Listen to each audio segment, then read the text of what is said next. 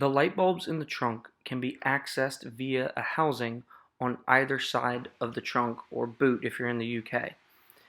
So you go here and it's held on by a clip between the light and the outside of the car. You push this clip toward the outside of the car and it releases the entire housing.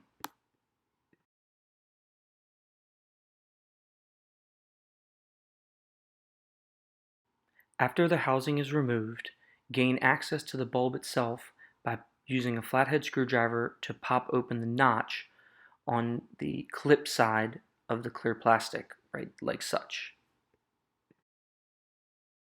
Once the clear plastic is removed, pull the bulb out by pulling the top portion directly toward you.